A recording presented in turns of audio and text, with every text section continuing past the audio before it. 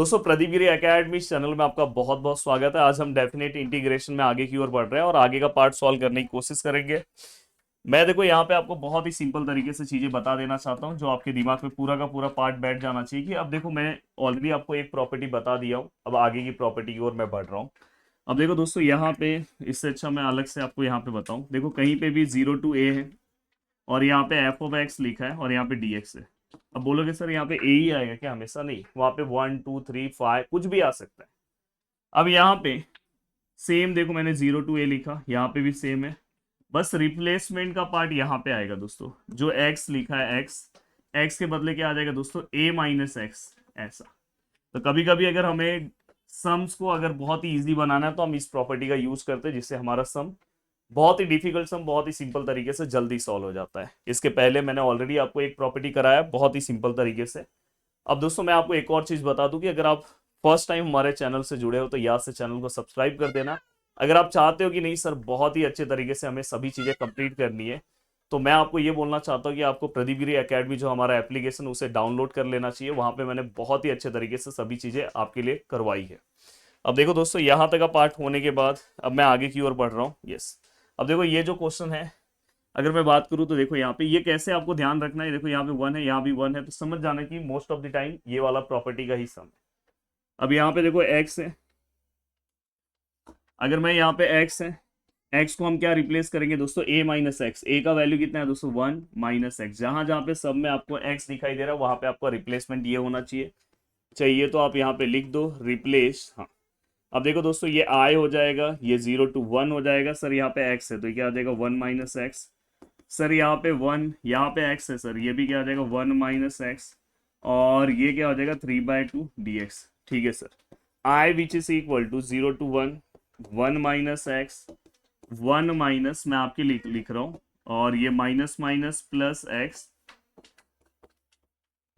ठीक है सर। अब यहां तक का पार्ट अगर मेरा हो गया कंप्लीट, तो अब मुझे क्या करना है? देखो 1 + -1 कैंसर। तो अगर हम ध्यान से देखें तो i which is equal to 0 to 1, 1 - x, और यहाँ पे क्या है दोस्तों? x है, 3/2 ऑफ dx है। अब ये पूरा का पूरा पार्ट कंप्लीट होने के बाद अब हमें क्या करना है दोस्तों? अब यहाँ पे अगर आप ध्यान से देखोगे i which is equal to, ये क्या है दोस्तों? 0 to 1। यहाँ पे अगर आप ध्यान से देखोगे तो अब ये वाला पार्ट दोस्तों, ये वाला पार्ट आपको अंदर मल्टीप्लाई करना है। तो देखो x⁻³ 1 से मल्टीप्लाई होगा, सेम होगा।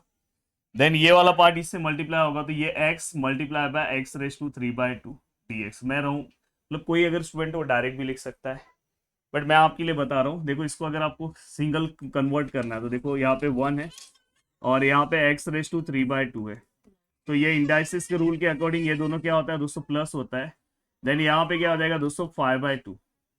तो ये आपको पता होना चाहिए, कभी भी अगर नीचे का बेस सेम है तो ऊपर के पावर का प्लस होता है। भाई यहाँ पे देखो प्लस किया हो। अब यहाँ पे अगर आप ध्यान से देखोगे i which is equal to 0 to 1, यहाँ पे अगर आप ध्यान से देखोगे तो यहाँ पे x⁻³ यहाँ पे x⁻5/2 और यहाँ पे क्या है दोस्तों? dx है। अब मैं अगर इसे बहुत ही अच्छे से सॉल्व करने की कोशिश करूँ तो i which is equal to, yes sir, x⁻³ का इंटीग्रेशन क्या आता है सर? x⁻³ +1 और अपॉन 3/2 + 1, मतलब n+1 अपॉन n+1, x⁻n का फॉर्मूला। प्लीज लेक्चर नंबर 1 में पूरा का पूरा फॉर्मूला कवर कराया हूं। अगर आप इसे लिखोगे तो x⁻5/2 + 1, 5/2 + 1, और फाइनली दोस्तों यहाँ पे 0 to 1 का limit. Then i which is equal to x⁻, देखो 2 1 जा 2, 2 + 3 5, 2 + 3 5 हो जाएगा, 5/2, नीचे भी 5/2। यहाँ पे दोस्तों 7/2 प्लस कर लो इसका, यहाँ भी 7/2। फाइनली अगर मैं इसको लिखने की कोशिश करूँ तो ये 0 है, ये 1 है। सर इसको अगर हम नेक्स्ट स्टेप पे लिखे, देखो आपको अगर स्क्रीनशॉट लेना है तो भाई ले लो, क्योंकि हमेशा से आपकी एक शिकायत मेरे लेक्चर में रहती है कि सर आप स्क्रीनशॉट लेने नहीं देते। फाइनली अगर मैं आगे की ओर बढ़ूँ तो i which is equal to, देखो दोस्तों ये वाला टर्म अगर मैं ऊपर ले लूँ 2/5 x⁻5/2, 2/7 x⁻7/2। अब अगर मैं इसे सॉल्व करूँ, ये 0 है, ये 1 है, तो आप इजीली सॉल्व कर सकते हो। देखो कैसे सॉल्व होगा। आई विच इज इक्वल टू, अब देखो दोस्तों यहाँ पे अगर मैं सॉल्व करने की कोशिश करूँ, 1 पुट करूँ तो ये क्या आएगा 2/5, 1 रेज टू 5/2, 2/7, 1 रेज टू 7/2। अगर आप जीरो पुट करते हो, माइनस जीरो पुट करोगे तो ये पूरा जीरो, ये भी जीरो, तो जीरो पुट करने की जरूरत नहीं है। Then I which is equal to 2/5 -2/7, क्योंकि 1/5/2 1 ही होता है, ये हमेशा ध्यान रखना। अगर मैं इसको सॉल्व करूँ तो देखो 7 2 ज़ा 14, 5 2 ज़ा 10, 7 5 ज़ा 35। तो फाइनली दोस्तों ये 4/35, यस 4/35 एकदम प्रॉपर फॉर्म में हमने पूरा का पूरा आंसर निकाल दिया। और देखो कितना सिंपल सा पार्ट था। गर्मी लग रहा है क्योंकि एसी चालू नहीं है, और शायद एसी चालू है, हाँ चालू है एसी, पर कूलिंग नहीं हो रहा है। कोई दिक्कत नहीं दोस्तों, आपके लिए इतनी गर्मी तो सह लेंगे। अब ये पार्ट होने के बाद अब आपके मन में क्वेश्चन आ रहा होगा सर, यस ये बहुत इंपॉर्टेंट सम है दोस्तों। अगर आप कोई भी, अगर देखो मैं यूट्यूब के मेरे प्यारे स्टूडेंट के लिए भी काम करता हूँ, तो प्लीज़ आप ये वाला सम सॉल्व करना भूलना नहीं। अब देखो दोस्तों यहाँ पे I which is equal to, same यहाँ पे जो आप प्रॉपर्टी यूज कर रहे हो, मैंने शायद उस वाले सम में प्रॉपर्टीज नहीं लिखा, प्लीज आप लिखा करो। Using 0 to a f of x d x which is equal to 0 to a f of x minus a, sorry a minus x, और यहाँ पे डी एक्स। तो ये स्ट्रेट फॉरवर्ड ये प्रॉपर्टी है, और इस प्रॉपर्टी का यूज करके आपको सम सॉल्व करना है। ठीक है सर, यहाँ तक की चीजें समझ में आई। आई विच इज इक्वल टू, ये जीरो है, ये क्या है दोस्तों π/4, ये क्या है दोस्तों लॉग है, ये क्या है 1+, ये क्या है सर 10 है। एक्स के प्लेस पे क्या आएगा दोस्तों, तो एक्स इज रिप्लेस बाय क्या आएगा दोस्तों π/4 माइनस एक्स।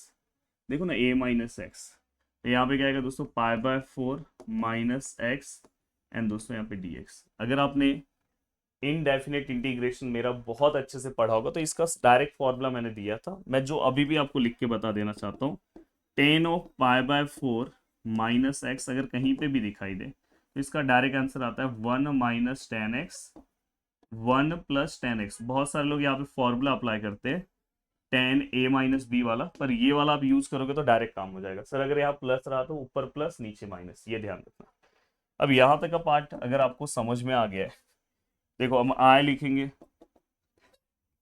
0 to π/4 लिखेंगे, लॉग है दोस्तों, यहाँ पे क्या है दोस्तों 1 है, यहाँ पे ठीक है सर ये पूरा का पूरा पार्ट, तो हमें यहाँ पे समझ में आया 10 π/4 माइनस एक्स है। अब इसके बाद ठीक है चलो मैं यहाँ पे लिख ही दे रहा हूँ 10 π/4 minus x and d x.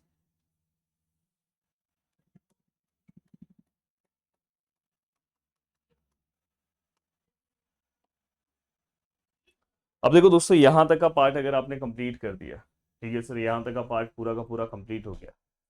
अब हमें क्या करना चाहिए, अब आपको आगे के स्टेप की ओर बढ़ना है। जैसे हमारे पास ये एक पार्ट है, अब दोस्तों हम क्या कर सकते हैं, यहाँ पे 1+ है, 10 π/4 माइनस एक्स है। तो आपको क्या लग रहा है कि इसके बाद हम कौन सा यहाँ पे फॉर्मूला अप्लाई कर सकते हैं जिस फॉर्मूले के अकॉर्डिंग हमारा आंसर आ जाए। तो हम ये वाला फॉर्मूला अप्लाई करेंगे। तो देखो यहाँ पे आए हैं, यहाँ पे गया दोस्तों 0 to π/4 है। एक्चुअली मुझे यहीं पे करना था पर जगह नहीं है, तो मैंने फिर से यही स्टेप लिख दिया, तो ये फॉर्मूला अप्लाई कर रहा हूँ। लॉग है, यहाँ पे क्या है दोस्तों 1+ है, ये पूरे की जगह पे क्या आएगा दोस्तों 1 - 10x एंड 1 + 10x, एंड यहाँ पे क्या आएगा दोस्तों dx। Then I which is equal to 0 to π/4, ये क्या आएगा लॉग, ये वाला पार्ट यहाँ पे आएगा तो 1 + 10x एंड 1 - 10x। अब यहाँ पे अगर मैं लिखूँ तो 1 + 10x, just cross multiply, nothing, उसके अलावा कुछ भी मैंने यहाँ पे किया नहीं है, जस्ट क्रॉस मल्टीप्लाई। देखो ना ये पूरा टर्म इससे मल्टीप्लाई हो गया। अब यहाँ पे अगर आप ध्यान से देखोगे तो देखो ये वाला part cancel, then I which is equal to integration 0 to π/4 log. अब देखो दोस्तों 1 और 1 कितना हो जाएगा 2, और 1+ यहाँ पे गया दोस्तों 10x, और यहाँ पे गया दोस्तों dx। ठीक है, अब ये वाला पार्ट होने के बाद I which is equal to 0 to π/4 log अब देखो मैं यहाँ पे log m माइनस एन वाला प्रॉपर्टी अप्लाई कर रहा हूँ। log m चाहिए तो एक मिनट ना, मैं इसको प्रॉपर्टी वाइज पूरा अच्छे से लिख देता हूँ कि कोई ऐसा स्टूडेंट है जो बेचारा लास्ट टाइम पे ये लेक्चर देख रहा है उसको भी हेल्प हो। ठीक है, यहाँ तक हो गया। अगर आपने बेसिक मैथमेटिक्स अच्छे से नहीं कवर किया, आपको लॉगरिथम का कॉन्सेप्ट नहीं पता है, तो भी आपको चीज़ें समझ में आ जाएगी। अरे पीछे का सर स्क्रीनशॉट दे दो, ले लो। इसके पहले का तो आपने लिया ही होगा, ये भी आपने लिया ही होगा। अब देखो दोस्तों, यहाँ पे एक हमने प्रॉपर्टी पढ़ा था लॉगरिथम में, कभी भी ऐसा लॉग डिवाइड में है तो अपन इसको किस में लिखेंगे, माइनस में। ये आपको याद होगा। तो उसके अकॉर्डिंग अगर मैं यहाँ पे लिखूँ I which is equal to 0 to π/4 log, ये क्या आएगा, ए एम मतलब दोस्तों कितना आएगा 2 माइनस लॉग एन मतलब 1 प्लस 10x एंड यहाँ पे क्या आएगा दोस्तों dx। अब यहाँ तक का पार्ट होने के बाद देखो I which is equal to 0 to π/4, ये log 2 है और ये dx है। मैं दोनों को अलग अलग सेम इंटीग्रेशन देके अलग अलग लिख रहा हूँ, सेम इंटीग्रेशन इसको इसको। ये देखो log है 1 प्लस 10x एंड दोस्तों यहाँ पे dx। नेक्स्ट स्टेप में जब आप देखोगे तो आपको पता है ये इसमें कोई भी टर्म x वाला नहीं है, मतलब एक कांस्टेंट है, कांस्टेंट को अपन बाहर लिखते हैं। और यहाँ पे 0 to π/4 अंदर कुछ नहीं है दोस्तों, dx है। ये पूरा पार्ट दोस्तों आपका i है। अगर आप ध्यान से देखोगे तो देखो आपका जो क्वेश्चन वाला i था ना, वो सेम टू सेम आपको यहाँ पे मिला है। तो ये i हो गया। अब नेक्स्ट स्टेप में हम क्या करेंगे दोस्तों, प्लीज़ यहाँ पे समझने की ज़रूरत है। यहाँ पे i है, ये i वहाँ पे जाएगा तो प्लस i होगा। यहाँ क्या होगा दोस्तों, देखो log 2, ये 0 to π/4 और यहाँ पे क्या है दोस्तों dx है। तो ये क्या आएगा दोस्तों 2i।